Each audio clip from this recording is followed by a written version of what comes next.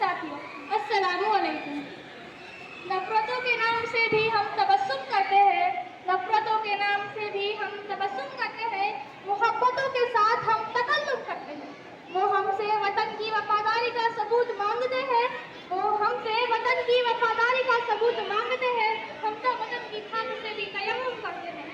मोअज़्ज़िज़ सामाईन, जब वतन अजीज हिंदुस्तान की पाक सरजमीन पर अंग्रेजों का नापाक साया पड़ा और वो अपनी शातिराना चालों से यहाँ के मालिक बन बैठे और हिंदुस्तानियों को गुलाम बनाया जाने लगा और हिंदुस्तान की अवाम पर तरह तरह के जुल्म सितम के पहाड़ तोड़े जाने लगे और हिंदुस्तानियों का खून पसीने भी सस्ता होने लगा, तो ऐसे वक्त में सबसे पहले जिस मुजाहिद आज़ादी ने अंग्रेजों के खिलाफ आवाज उठाई वो शेख अब्दुल अजीज मोहद्दिस दहलवी रहमतुल्लाह अलैह है। यही मुजाहिद आज़ादी है जिन्होंने गांधी जी की पैदाइश से 66 साल 66 ईयर्स पहले अंग्रेजों के खिलाफ फतवा जारी किया।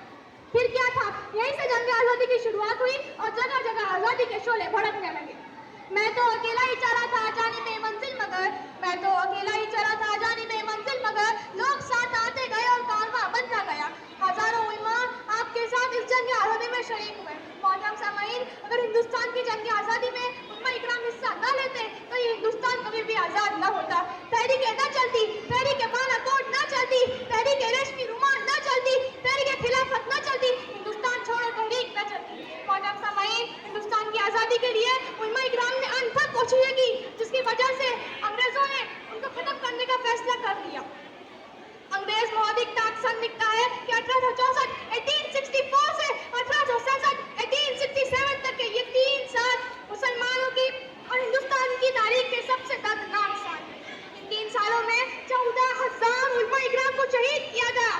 दिल्ली के चांदनी चौक से लेकर खैबर तक कोई दरख्त ऐसा न था कि जिस पर उलमा इकराम की गर्दनें न रखी हुई हो। उलमा इकराम के जिस्मों को तांबे से दागा गया, बहुत से उलमा को तो सूअर की खाल में लपेट कर आग में डाल दिया गया।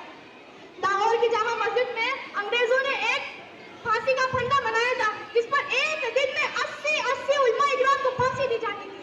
मोहतरम सामाईन, हिंदुस्तान की जंग आज़ादी में मौलाना इस्माइल शहीद रहमतुल्लाह अलैह, मौलाना अब्दुल्लाह सिद्दी शहीद रहमतुल्लाह अलैह, हाफिज जामी शहीद रहमतुल्लाह अलैह और मौलाना सैयद अहमद शहीद रहमतुल्लाह अलैह जैसे बड़े बड़े उलमा इकराम को फांसी दी गई, शहीद किया गया।